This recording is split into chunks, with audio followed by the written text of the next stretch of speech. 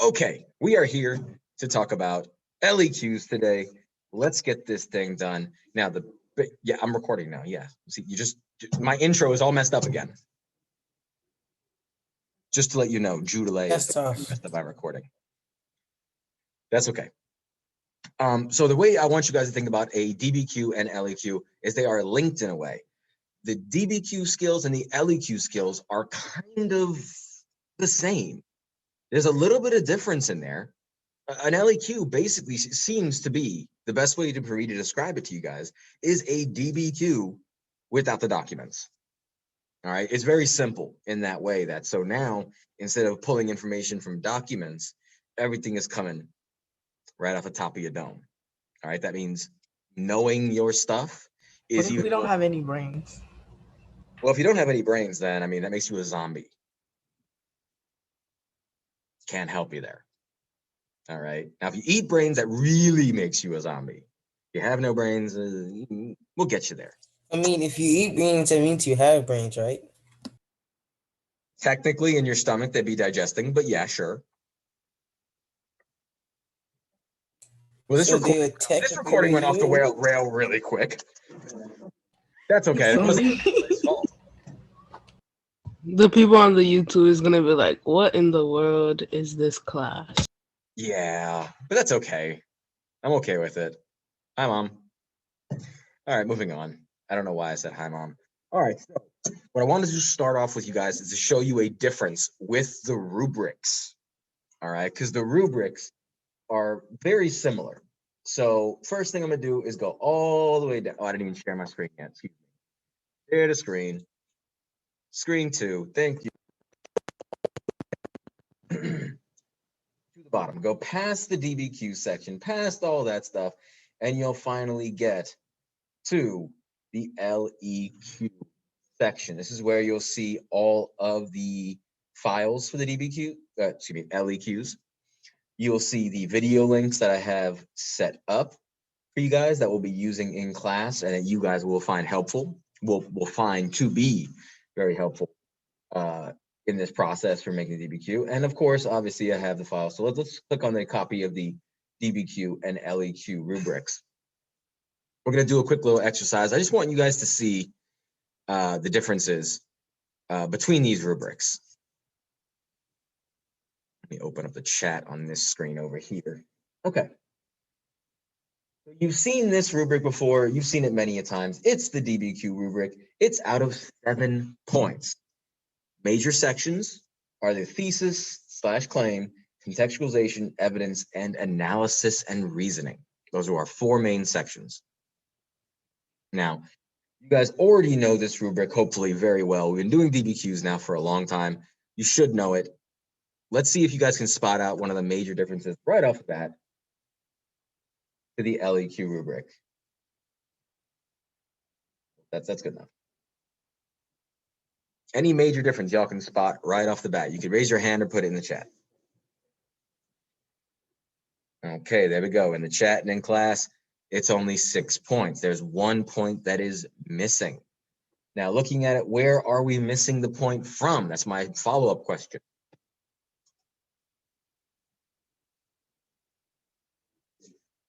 There we go, Diana in class. The evidence point is what's missing because there are 3 evidence points for DBQs, but only 2 for LEQs. Okay, so there's our point difference. Let's start digging into this a little bit closer. Let's zoom in here. So the thesis, claim, contextualization are the exact same thing.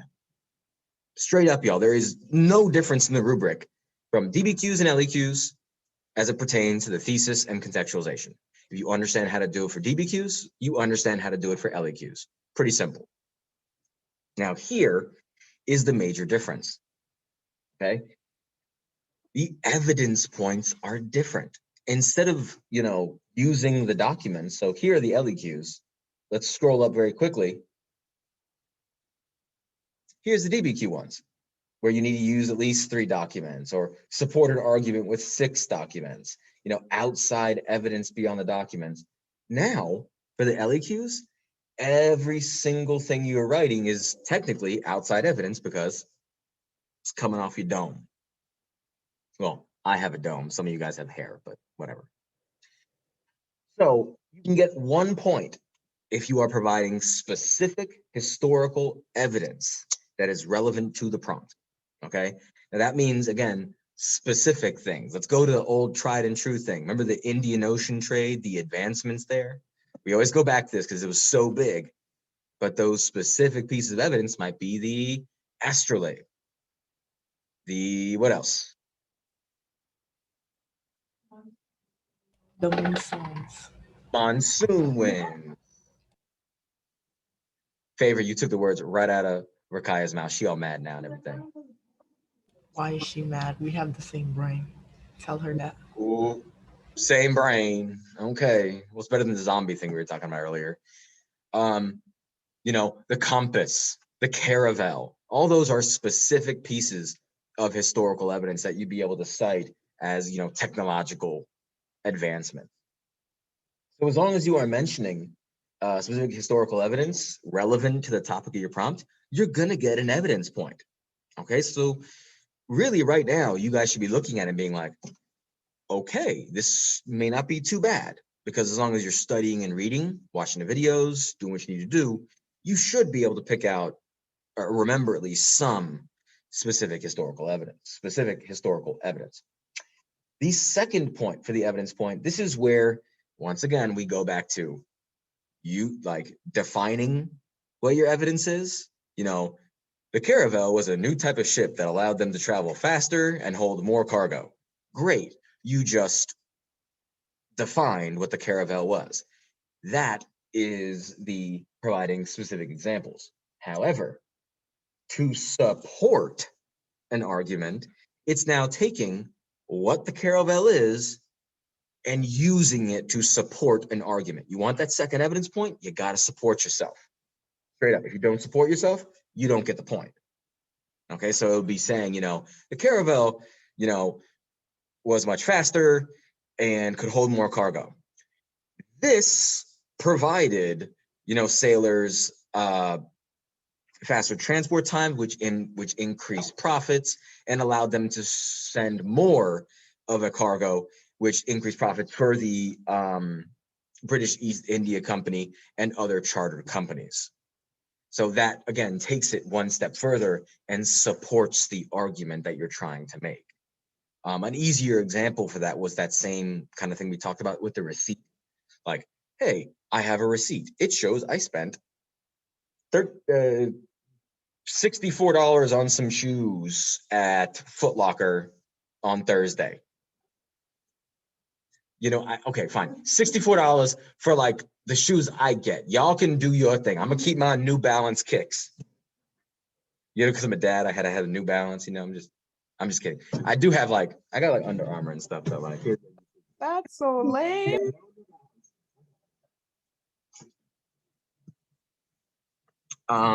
So that receipt that tells you what he did, but using it in an argument, you'd be like, this receipt shows that I was at Foot Locker at this time, and I was exactly where I says I was going to be, Mom, because you could see clearly from the receipt I was at the mall. So obviously I couldn't be out there, hanging around with bad friends like Judelay and stuff and Psalm, couldn't be doing that.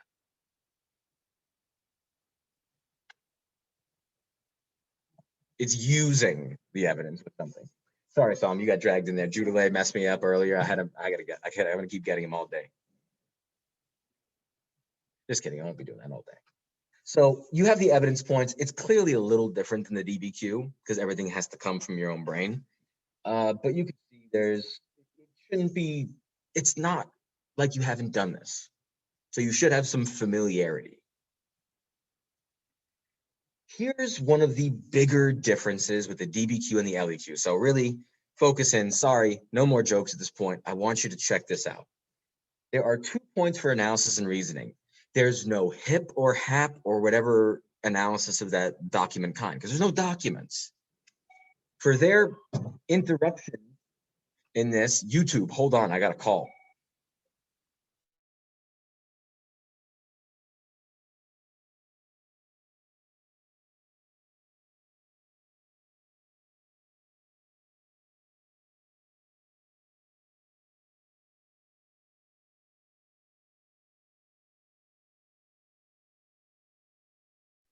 All right, we're back. So instead of the analysis that you used to with the DBQ, you're now going to be using a historical thinking skill. And it's stuff that we've actually used before in the class plenty of times.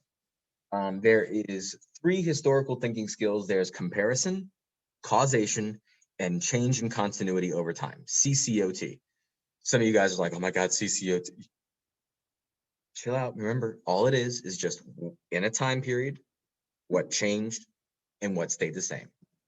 That's it. All right, that's an easy one.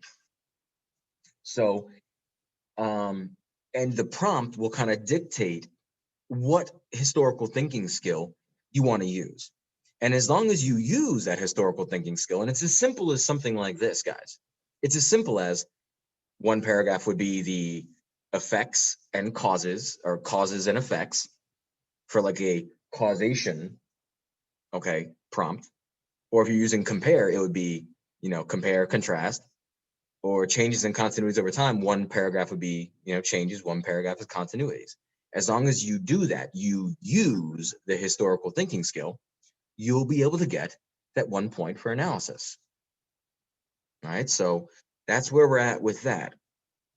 As far as the second analysis point, I want you guys to hold up and stop for a second and don't fret about the second point.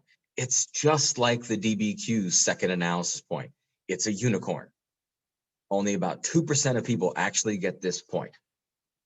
All right, and that kind of sucks because it creates almost this mythological unicorn point feel to it.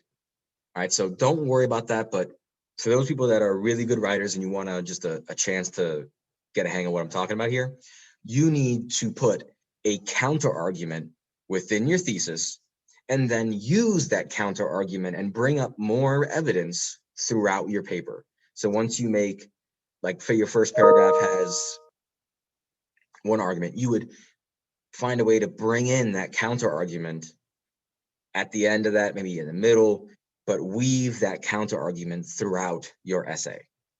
And it's a pretty difficult thing to do. That's why I tell you guys, don't worry about it as much. Focus on the points that are easier to get. Yes. A counter argument, yeah, counterclaim, yes, but now you're talking about like every time you are making a argument within your paper, you want to bring up, however, this could also be due to X, Y, and Z. So you're kind of opening up the door every time you're making your argument, you're kind of bringing up that other counterpoint. And that would be how you would weave that counter argument throughout your paper.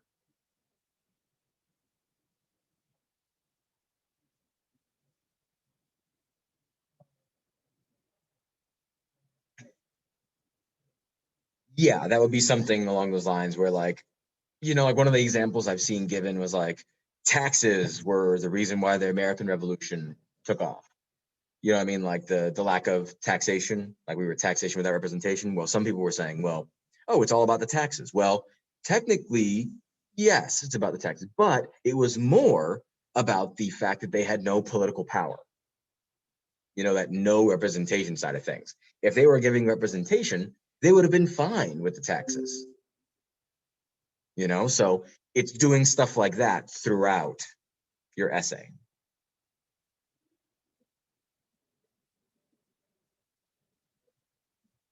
I mean, for the first point? Oh, well, I'm going to go over it in just a few more minutes too, okay, on exactly what it is. But basically, every time you get a prompt, it's going to push you in the direction of using one of those historical reasoning skills, historical thinking skills, which is either comparison, causation, or change over time, or continuities and change over time.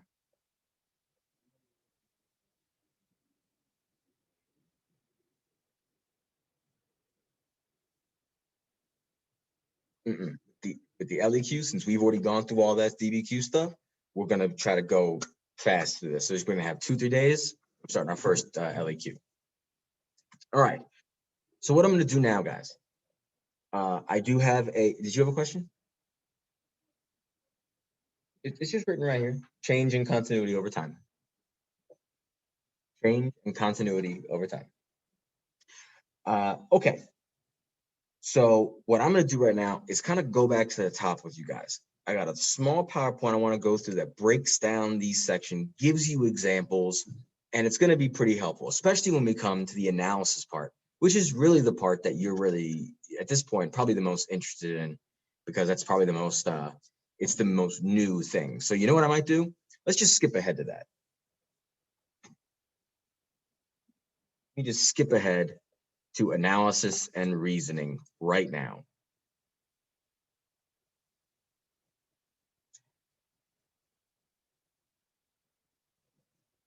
All right.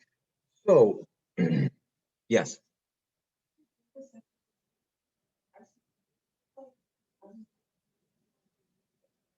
It's like you would have to weave it throughout the entire thing. So when you make a point in your first paragraph, you put the counterclaim there. In the second paragraph, you have to put the counterpoint, counter pieces of evidence there as well. Like it would be throughout the essay. Again, don't spend too much time thinking about the second point. It's still only given to 2% of essays. All of them. So don't spend too much time thinking about it. Okay, guys. This is a PowerPoint that you could find on my website. I'll show you where it's at towards the end of this video. But basically, talking about analysis and reasoning, all the LEQ prompts can be answered using these skills. However, some flow more naturally than others. And for the most part, the actual prompt will give you a hint as to what you should be using to answer this. Okay, I'll show you an example here in a second. Let's dive into what these actually mean, there we go. Okay, so for comparison, you guys know this from all of your classes. I'm pretty sure you've done this before. Compare and contrast, similarities and differences. So generally, when you're looking at the prompt for your LEQ essay, you're probably going to be like, that says similarities or differences. I should probably use comparison within this. It's pretty easy to pick out the comparison prompts, okay? But it's explaining those relevant similarities and differences, okay, really within your essay. The next type of reasoning process is causation. This one seems to be very popular to use, and it can be really broadly applied, because basically it's taking a historical event or describing causes and effects of a specific historical development or process. And that means like industrialization. What did it do to X? The scientific revolution. What did that do to this or that? It could be, explaining relationships, but that is causation. Those are easy, relatively easy to pick out. The third reasoning process is change in continuity over time. You've seen these on my assignments. I've been giving them to you most of the year, like, hey, changes during this time period because of this. Continuities. Continuities are things that stayed the same. That's it. All right. Throughout this time period, 1450 to 1750, what were continuities from the through the rise of the Mughal and Ottoman Empire, like little things like that. The changes over that time period, pretty easy to do. So if you want to get this analysis point, you have to choose a reasoning process. All right, so and just to show you what I'm talking about, let's go to the next slide real quick. Here is a prompt right here. All right, now the prompt includes, in the 19th century, various political and social groups and industrial societies called for reforms. Here is what the prompts generally sound like. Develop an argument that evaluates the extent to which reform movements in the 19th century succeeded in bringing about political or social change in industrial society. My question to you guys, which historical reasoning would you use for this prompt? What do you guys think? Okay, you're thinking comparison already. Read it again. Keep reading. You guys put it in the chat.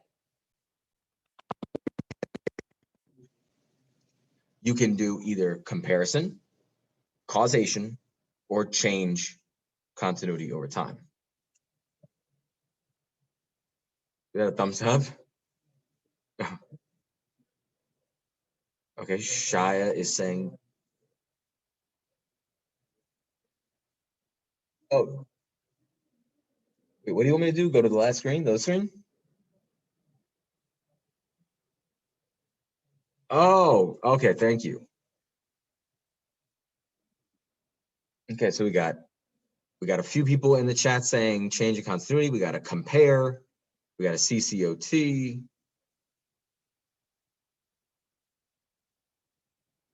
Anybody else? Anybody think something different? Yes.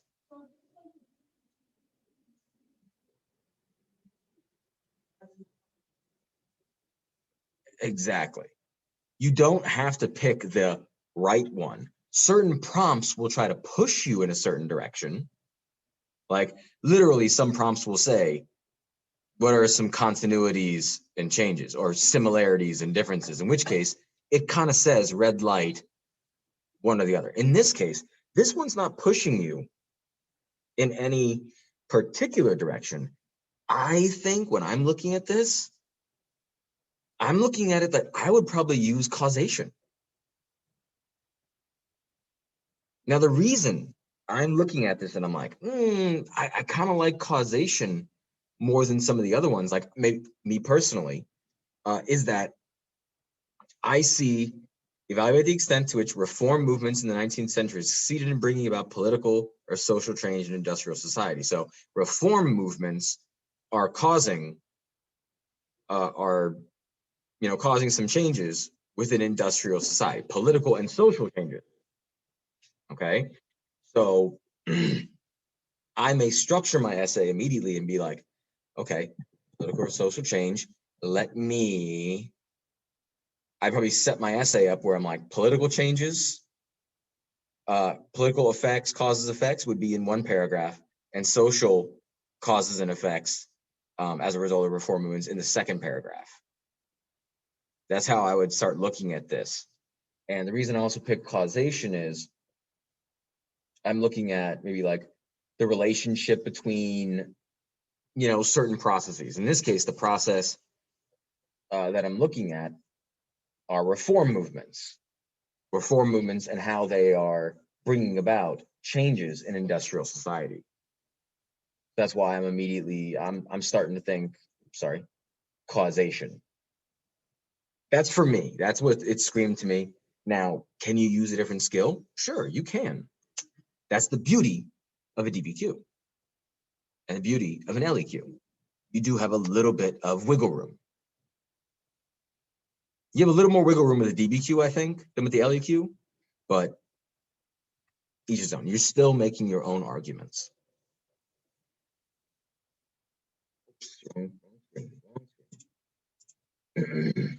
All right. So the complexity point, I'm just going to not worry about that right now. I'm going to go back quick to the beginning. Let's go back to some of these things that you're going to want to know about, the nuts and bolts. You got introduced to the LEQ. Let's go back to some of the nuts and bolts now.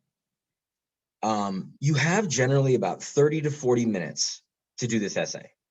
It is 15% of your AP exam score.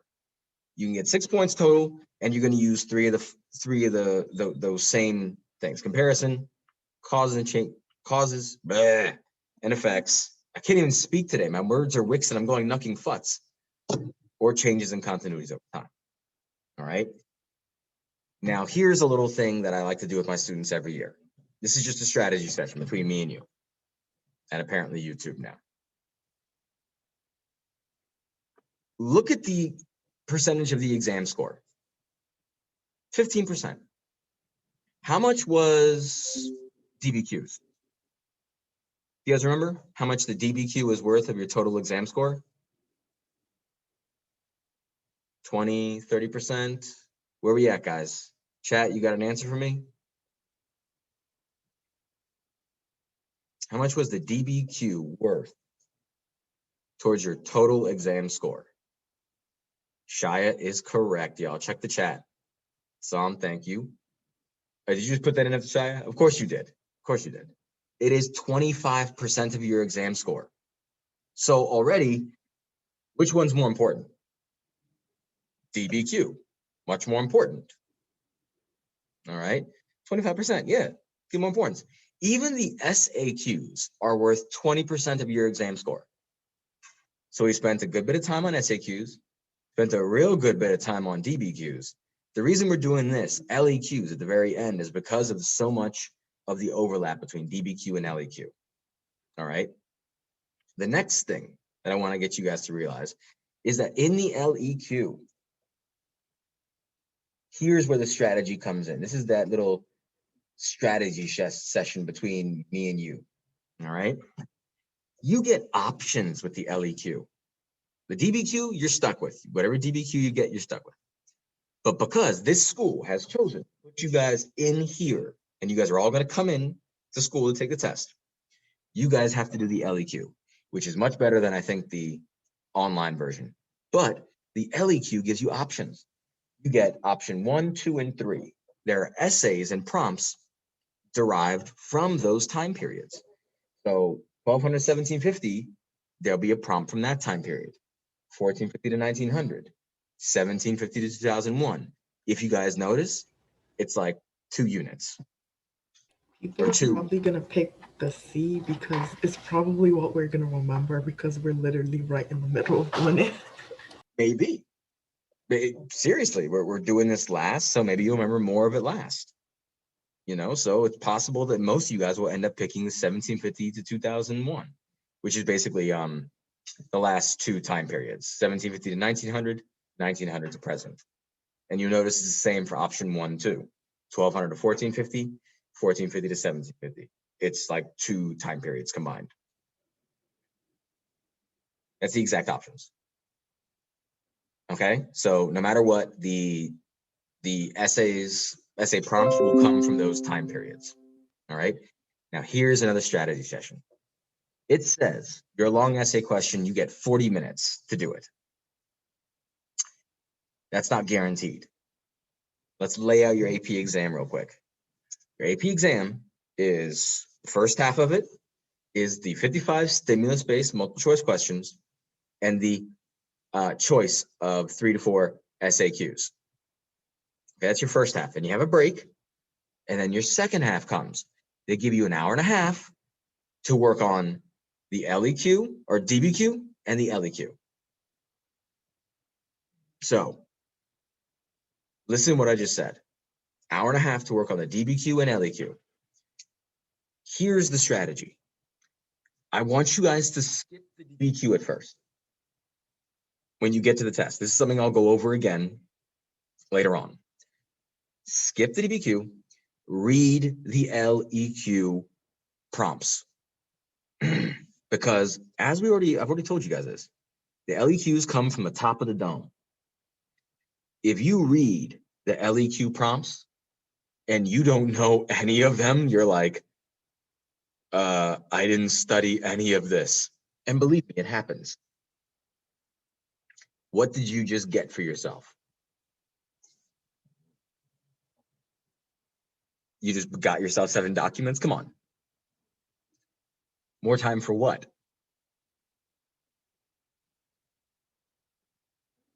What'd you do, guys? Come on. If you go and you read the LEQ prompts and you don't know any of them, you're like, I am lost on all of these LEQ prompts. I didn't study any of this. Dang. What did you just get for yourself? I already told you got more time, but more time for what? Exactly. The DBQ. So that thing better be stellar.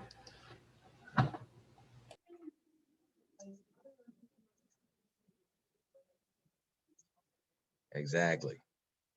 So what it is that when you, this is just a strategy. We were trying to maximize the amount of points here. I have students that did not do the LEQ and still pass the AP exam. Okay, it's a common thing, is more common than you think actually, for kids to not get to the LEQ because they take too long on the DBQ. My strategy is very simple. You don't know the LEQs, you are not going to BS AP readers. You're just not. Okay, so don't try to. Focus your time and energy on the DBQ, which is weighted higher anyway. You get what I'm saying here, guys? You're not going to BS an AP reader, so don't worry about it. Focus all your abilities then on the DBQ. Now, if you do get to the LEQ, okay, and you read the LEQ, and you're like, hey, I know this one. I can do this. You still want to do the DBQ. Do the DBQ to the best of your ability because it's just worth more. You understand what I'm saying here, guys? We need to game the system just a little bit. And this is the way we game it. Picking up small little edges like this. All right, so do the DBQ, try to keep it to that 60 minutes that we're hopefully going to get to, and then use that last 30, 40 minutes, maybe hopefully, to do the actual LEQ. Everybody make sense about? Everybody make sense of that? We good with that? Yes, sir. All right, all right. Okay. Don't worry about that. All right. I'm not going to go too deep into thesis and contextualization because you know by this point in time what a good thesis looks and sounds like. The biggest thing that kills you guys are the vague theses. You must actually answer the prompt, use the language of the prompt, and be specific. If you're not doing that, it ain't gonna work. Right? Here's a few examples. The prompt is develop an argument that evaluates the extent to which reform movements in the 19th century succeeded in bringing about political or social change in industrial society. Here is an acceptable thesis. All right, do those, and you guys can read. I'm not going to read it off for you, but the fact is, I do love the fact that it answers the question and then provides specifics. Develop labor unions. Okay, these are the reform movements. Demanded higher wages, 8-hour workday, and the child labor. Those were bringing about those social, political changes. Okay, they are specifying what's going on here.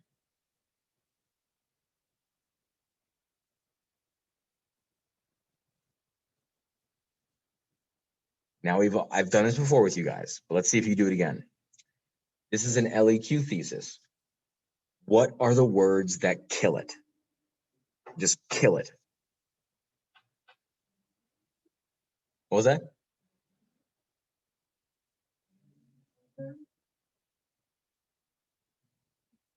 All y'all are correct in here. Yeah. Everybody in the chat, yes. Variety. Many. Yeah. It's just saying many. It's like, how do you feel about getting kicked in the face? Well, I feel many ways. You didn't answer nothing. All right. Yeah. And if you use the word like variety, you need to still be specific afterwards and what you mean by variety. I'd still avoid saying vague words to begin with and just state what it is. But if you need to, like, because you're just used to writing at a variety of things, like, that's fine. But this person does not even bother to do that. Okay, literally no specific reforms are listed, and it doesn't really answer the prompt. Well, so what's so wrong about this one then? Obviously, I know that it uses the word variety. Move past that. What's wrong with it now? Okay, there were a variety of reform movements. You're still not answering the question. What's the thing that's not? They're we're not like getting- others. Others. Still Okay. vague. Others still vague.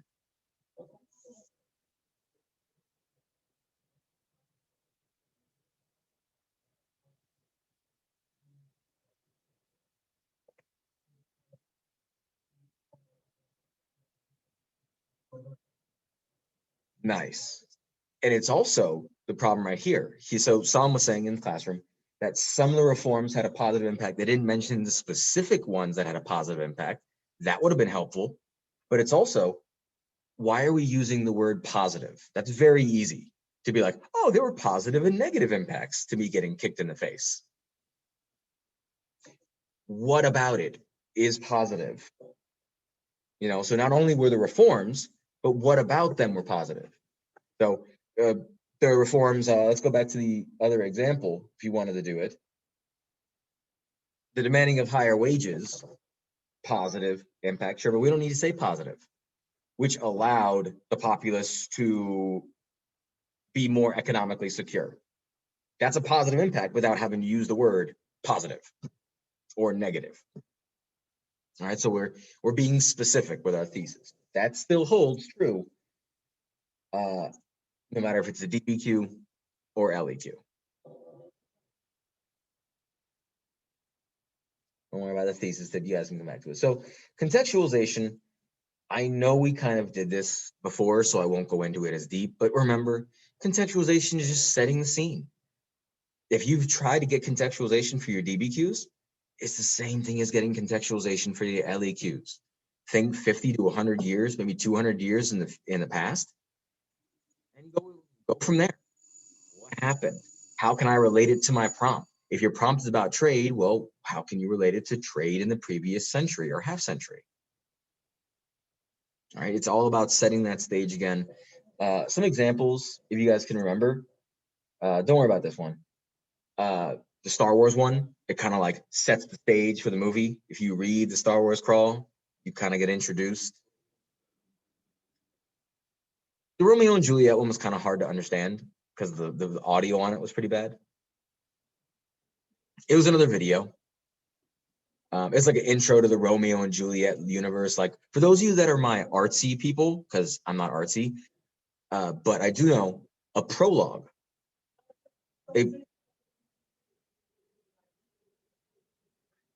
Exactly.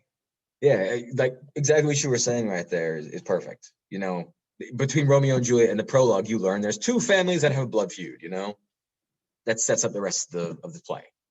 Same thing in Star Wars, sets up the rest of the movie. Or I believe in my sixth period, they had a girl in there who was very apt with this, because y'all love anime so much. Vampire Diaries, and I guess the episode recaps at the beginning of anime series are really good to helping you understand what's happening in the next one. Were you saying something like that too? Yeah. All right. And as far as the evidence, I know we kind of touched on this before. Just make sure that if you want to get both evidence points, you have to support with your argument. So it's not just telling us about specific evidence, like, oh, a compass tells you which way is north, which way is south, which way is west, which way is east. Great, that's awesome. That's just providing a specific example. To support an argument, you'd say the compass allowed people to tell direction better, which provided sailors better navigational skills, allowed them to follow and get to ports faster, which sped up trade. That would be using it to support an argument. All right, so we've gone through this before, so I'm not going to spend a ton of time harping on it with you guys because this is already a heavy teaching day, and I'd rather not like just keep yapping at you, even though you guys love my voice.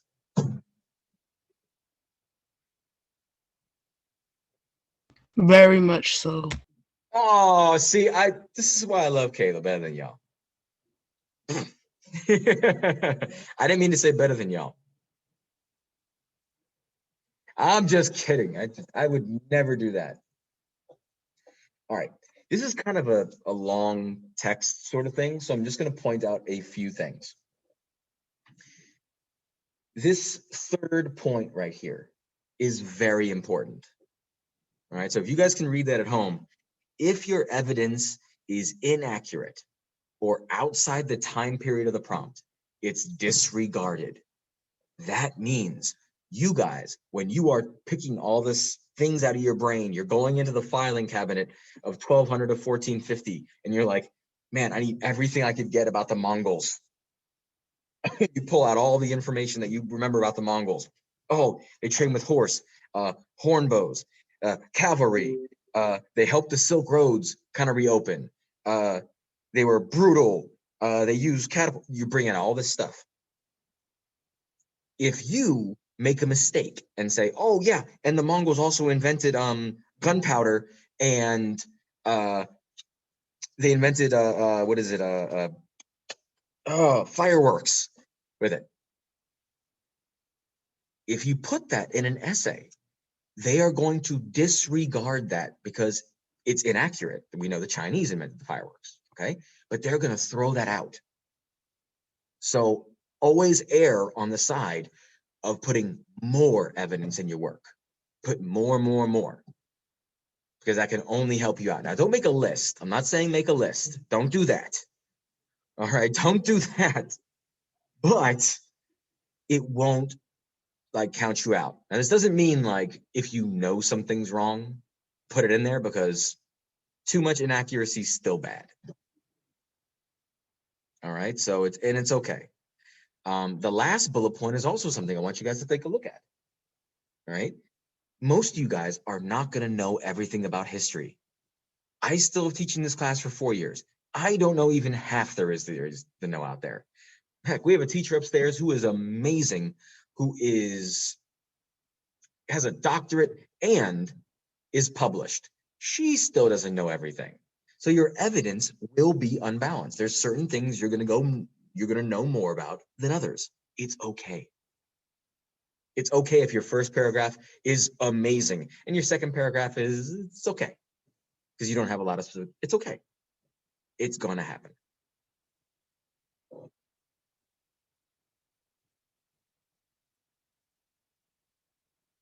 All right. Here are some specific things I don't want to see you guys doing. All right. Please don't list a long thing of item, like just a bunch of stuff. It's not going to matter. Be more specific with what you want to do. So instead of making that whole thing, like the second bullet point there, guys. Here's the example of being clear and specific. It gives you a list, but I would also do like this. Maritime technology facilitated European exploration. Don't do that, right? Maritime technology such as better ship designs, caravels, astrolabes, and the magnetic compass all facilitated European exploration in the 15th century. That's more detailed.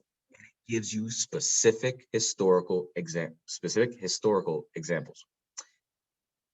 Now you're not done. Do not leave this as a list of items. What you want to do is then go back and say, as technology increased, the ship designs were able to increase the speed of the ships and increase the size of the cargo holds, allowing for better speed and more larger loads of cargo to increase the profits of those ship owners.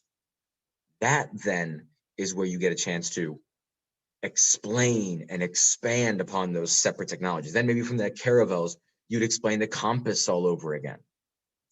So you can make that list, but go back and explain it, if that makes sense. Y'all with me so far still? I know this is a long day right now, so y'all with me out there in interwebs world? Yes, sir. No. You're not with me. No. I'm Okay. gone. So what was the favor? What don't you understand about this last Oh, one? I was kidding. Oh my God. Oh. When your students do that to you, when you're about to record, ridiculous. This is ridiculous. All right. So we're going to skip past the analysis and reasoning because we did this already, did that already. Don't worry about what a 6 really means. Don't worry about that. Okay, here's kind of a controversial thing that I need to go through. Remember, we were just talking about the DBQ and how it's probably going to take you longer than an hour, but you only have an hour and a half. If you manage to get to the time where your DBQ is about 50 minutes, 60 minutes, if you can get down to that level, which is great, then you will have time to take a 5 minutes to kind of pre-write your LEQ. If you have an essay that you can do, like a planning sheet. For the comparison style essays, Venn diagrams help you. You guys have done Venn diagrams you've done them forever. I don't need to go into detail about how you use them. For the change in continuity over time essays, you've done charts like that in my class where it's like, here are the changes, here are the continuities, and then it will help you kind of organize your essay that way. Now, as far as causation is concerned, I don't really like this fishbone diagram. I think it's really it's kind of convoluted, just too much stuff going on. What I would do if you have time to do a sort of pre-write step, if you find yourself lucky enough to do that. For causation, I always tended to like doing things like this. I'm actually going to bring up the, I haven't used it in a little bit, but where is my, I hope it doesn't like screw up my sharing or anything like that. Here's my whiteboard. Oh, I got to bring it over there. Can you guys see the whiteboard? Okay, so I would be like, so if I was going to make a planning sheet, I'd be like, okay, this influenced this. And then right here, I would put the how. So, because causation is going to an example we've been using throughout the day. Let's just say this is the compass. Here's what it's influencing. And right in the middle, I'd probably put something along the lines of how it impacted trade. You know, better navigational maps, better navigational skills for the sailors, speed at which it got there, things like that. Knowing when to leave so that they don't crash. Yeah, sure. Knowing which direction to go to, you know, things. Move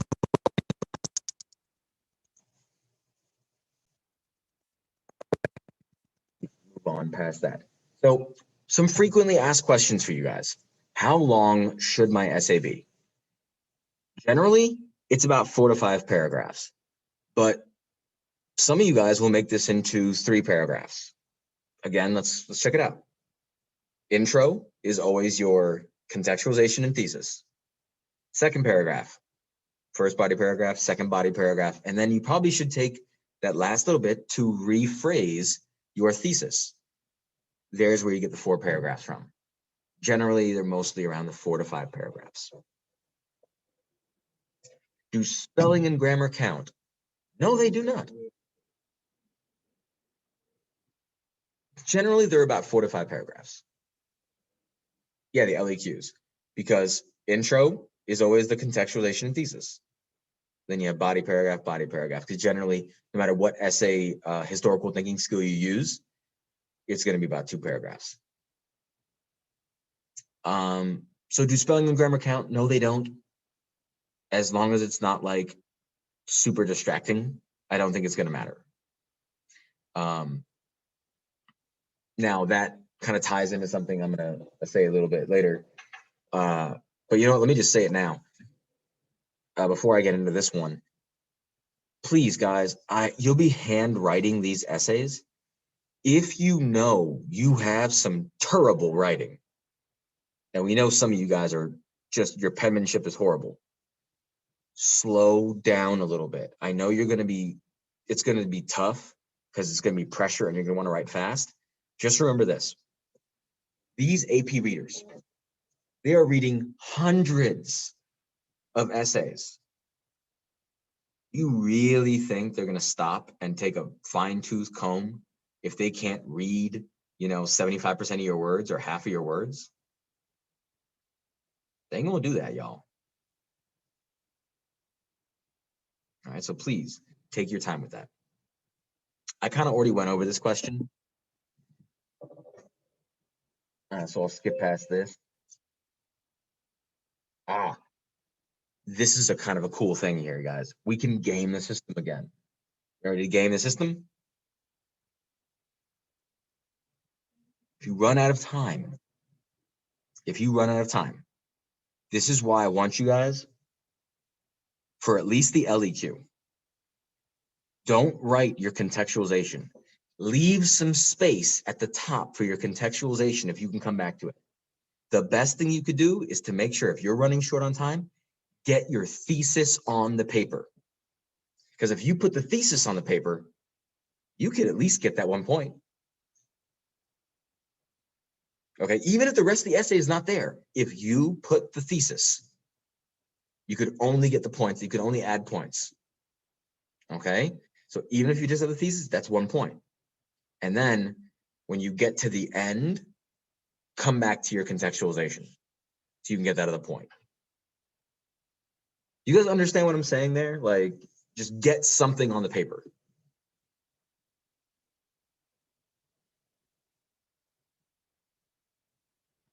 Don't worry about that one. It doesn't really come up, but basically, remember, if you don't like your thesis, rephrase it at the end of your essay, and you could probably get the point for it there.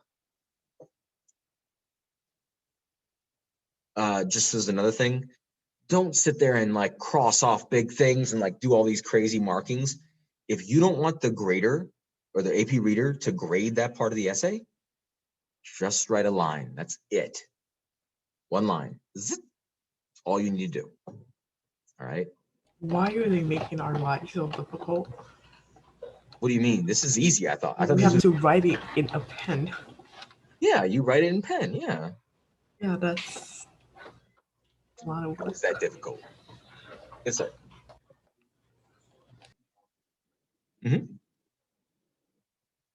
You'll be able to read all the options.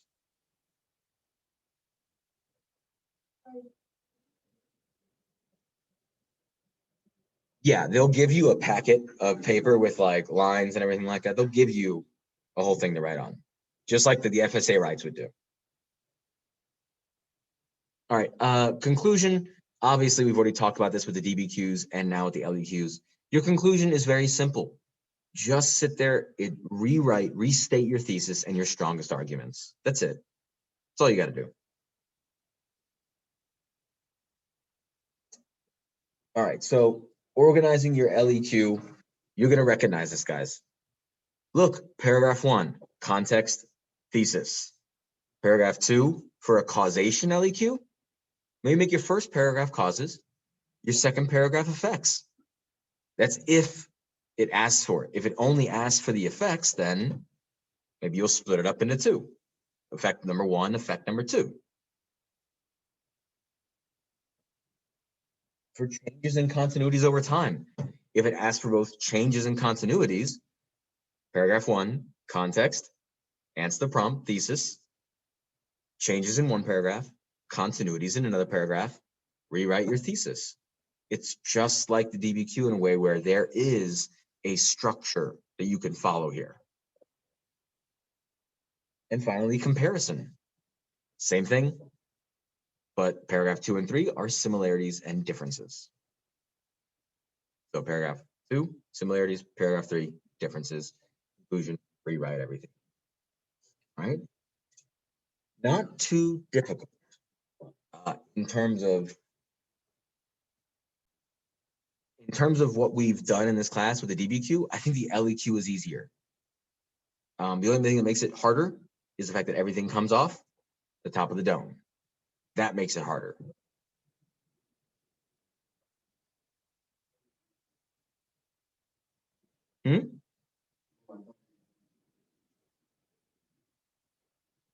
Yeah, with the DBQ, you get documents. LEQ, no documents. Okay, so I want to share with you guys one last thing before I let you guys go. Help with the LEQ, okay? Because we're going to be doing next class. We'll do more LEQ stuff. Whoa, okay, I thought you were loading. I showed you the video links in the LEQ. There's an LEQ playlist right here.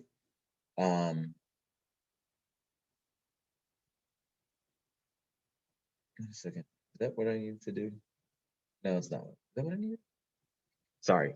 Technical difficulties in my brain and with the internet here going extremely slow. Damn. Okay. After class today, I want you guys to please watch this video from Heimler. He's going to kind of re-go over what we just did in a little different way. And sometimes that can resonate with some of you. So please watch this video at the end.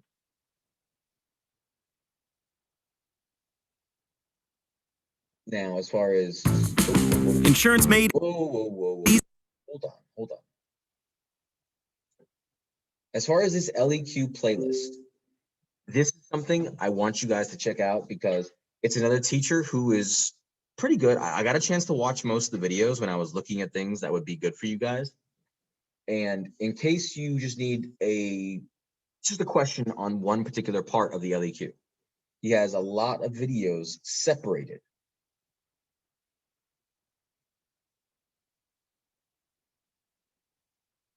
All right, including LEQ samples and things of that nature. So pretty good place to start. But for now, I'm done. I don't want to keep talking. You guys are probably sick of me talking. I'm sorry about that. Just a long teaching day.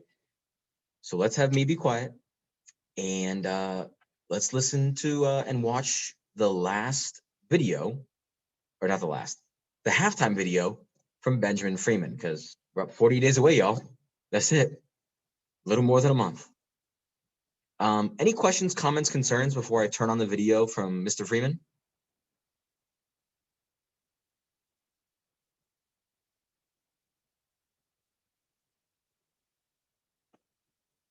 Where's the chat? There it is.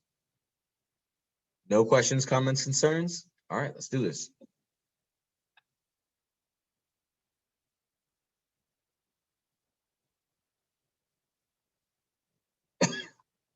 Ooh, look at that. It's halftime. We've been on this countdown now for 40 days, with 40 more to go. Honestly, I did not think it would last this long. How are you doing? Good? No? That was a rough first half. Trade networks, tapestries, Manchu invasions, HSBC. That's some really scary stuff. So today I thought we'd change things up. Today, we get motivated.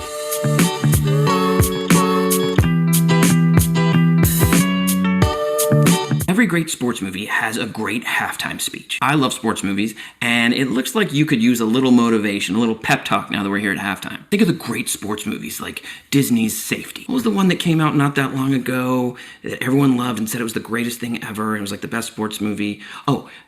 Disney's Safety. Instant classic. Well, in amazing sports films like Disney's Safety, they usually have some sort of big motivating speech or halftime speech to really turn things around for the protagonist. Well, and would you look at us?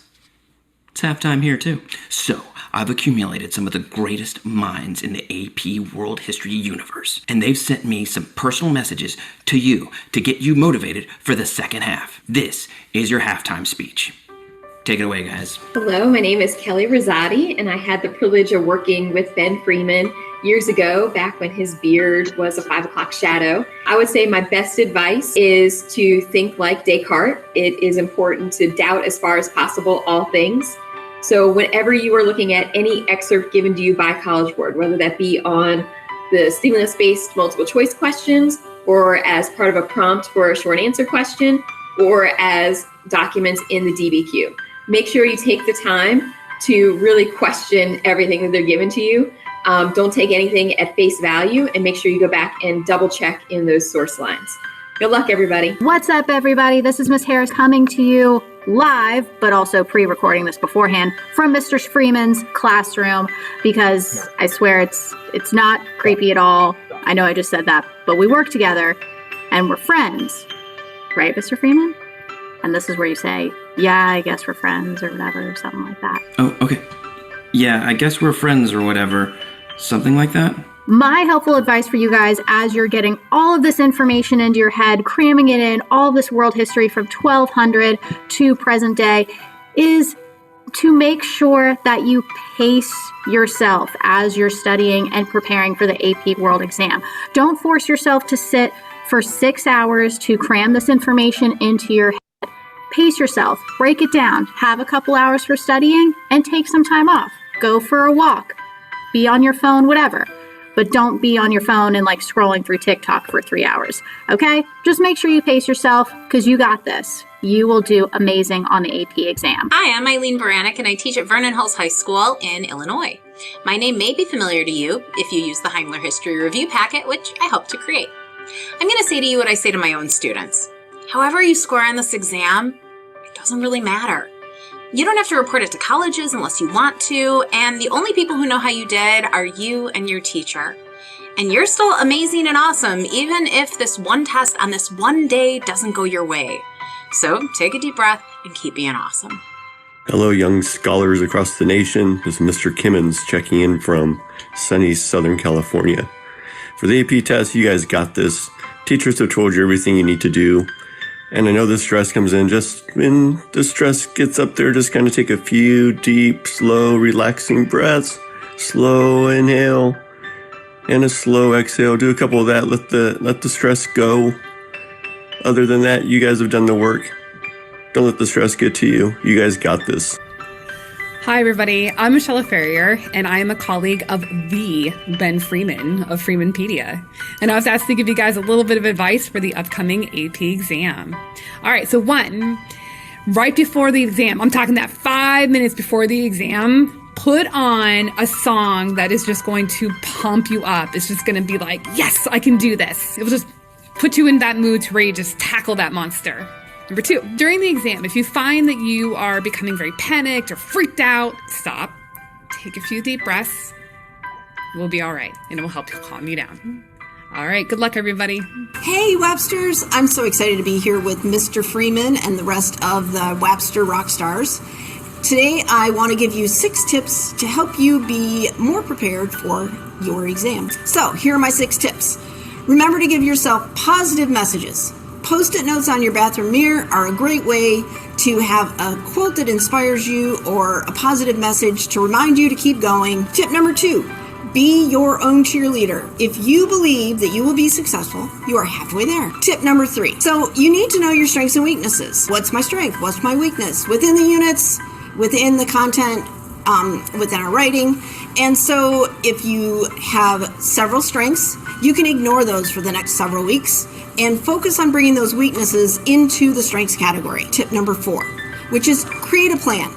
Every single day, have something specific on which you are going to work, not what your teachers are going to do in their classes, but that you independently are going to work on to bring those weaknesses into the strengths category. Tip number 5, create a study group and create a plan for that. This week, we're going to focus on Unit 2 and 3. And tip number 6, believe, commit, do. You've got this, Websters. We believe in you. Anything on my teeth, gotta look good, gotta look good. My background, all right, everything looks okay. You guys have got this. You've studied, you have written, you have watched Freeman and Heimler, and now Jolly. What else could possibly be better? But I do have 3 pieces of advice that you may find useful that I would tell my own children because I'm a mom, and it's mom advice. The first one is take a deep breath. It's only a test. This does not define you. You rock no matter what. Secondly, eat breakfast. It will power up your brain, and nobody wants to hear a grumbly tummy, even if it is a virtual situation. Your mom doesn't want to hear that. Thirdly, pace yourself. While you're studying, don't watch all of the Heimler videos and all of the Freeman videos the night before the test. Start now. I mean, we have plenty of time. We have 40 days. Start preparing now, and you'll pace yourself through the test. The moral of the story, you guys have got this. You're going to rock this thing. You are going to do a fantastic job. May the odds be ever in your favor. Peace. Hey everyone, time is ticking down to the AP World Test, and I'm sure that you feel that. But here's the deal. If you're feeling a little hopeless, a little bit like I did at the end of Infinity War when you didn't realize that it was going to be a cliffhanger and you had to wait an entire year to get kind of the ending of the story, we have got you. Wait a minute. Are we kind of like the Avengers of AP World Teachers? Because that is pretty awesome. You can do this, even if you feel like all is lost and it's hopeless and you've not even started to review. And we're at the halftime show. Don't worry. Great teams come back at halftime all the time, and this is your chance. Tune into these amazing people's video. If you want to stop by my channel, my name is Stephanie Gerges, and I have unit review videos 1 through 9 that are about 30 to 40 minutes that go through the major stuff. And if you watch it at, 1.5 speed, it'll take even less. But you have got this. You can do it. It's within your power, and us Avengers, we're here to help. Hey, it's Emily from Antisocial Studies. I'm here to tell you 2 important things about the test. Number 1, this test works in your favor. There's no part of the test where they can take points away. They can only give you points. So put it on the page and try your best. Let's say you write an amazing LEQ, but then in the last paragraph you accidentally mix up chinampas and champa rice. It literally happens all the time. That's okay. If you have made all the points already and you've written an amazing LEQ, they can't take the points away for making some dumb mistake. And number 2, and I cannot emphasize this enough, this test does not matter that much. It's not that big of a deal. This should be the icing on the cake of what was hopefully a good year where you learned a lot about the history of the world, which is really cool. And if you get college credit, then that's awesome. That's great. And if you don't, then literally no one has to know how you do on the test except you and your teacher. No one else has to know, right? So do your best. We're all here for you. You're going to be fine. Put in the work over the next few weeks and then over the few hours of the test. And then when the test is over, move on with your life, and then you can just bask in the glory of knowing that at one point in your life you knew the history of the world. Well.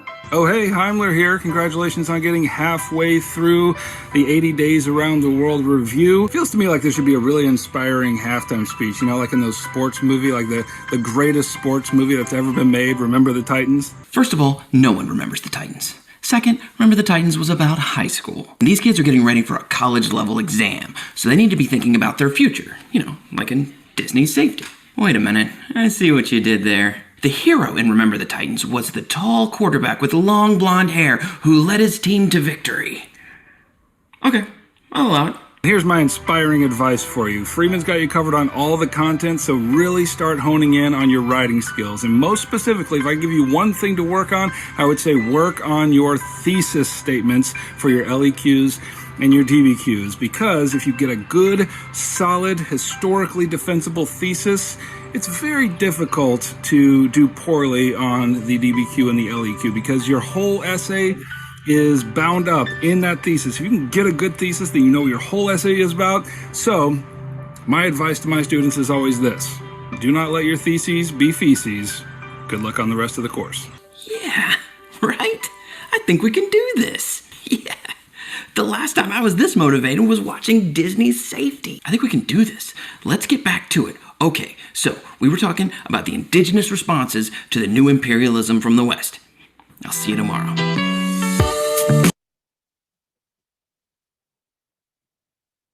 All right, I hope everybody is feeling inspired and ready to go. Mostly. I still don't agree with the whole Disney safety thing. Remember the Titans is so much better, but okay. All right, guys. Have a great day. Get out of here. You're bothering me. Bye, Mr. Mathos. Bye, y'all.